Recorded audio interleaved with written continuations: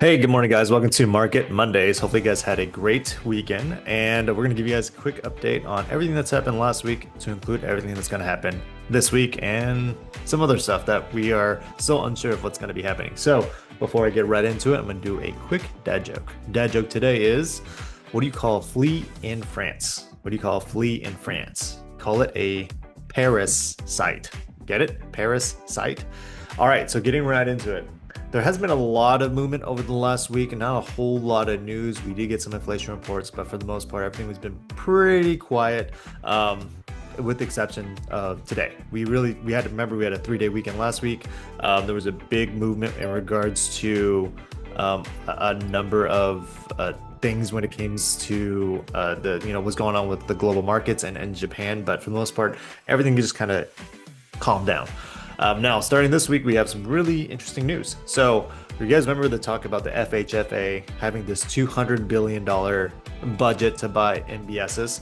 Well, as of today, they actually announced it that the ceiling is now $450 billion budget. So it doesn't necessarily mean that they're going to spend all that money all at one time, or they're going to spend even close to that 450 billion. We don't know, but we know that the ceiling went from 200 to 450. So we could potentially see them spend more, which would be really exciting. I know the directive is to spend at least $200 billion. So we could see that impacts mortgage rates sometime in the near future. Again, we don't have that plan. We don't know when it's going to start, what their intent is. So we'll see on how that goes. Now, when it comes to mortgage rates, again, nothing has really changed that much. Just sharing my screen. There's not a whole lot going on. You can kind of see, we had that nice little pump up as of yet last week on Monday, but things have kind of just eased off a little bit. So that's what just volatility does. It's just a matter of things that kind of happen and charges the market for a little bit, and then things kind of just ease off.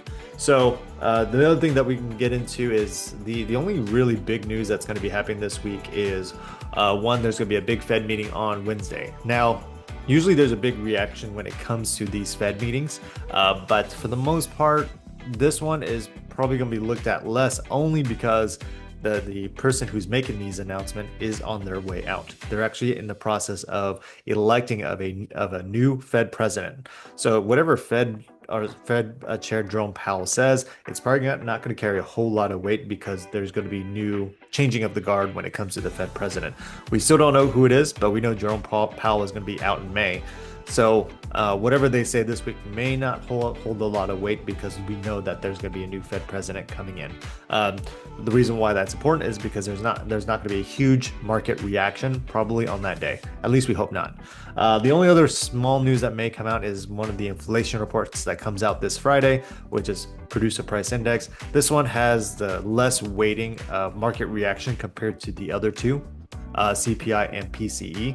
So we'll see how that comes out, but for the most part, they're not expecting a whole lot of reactions this week. The one thing that I'm still relatively unsure of and what's going to happen is, are we potentially going into another government shutdown starting in February?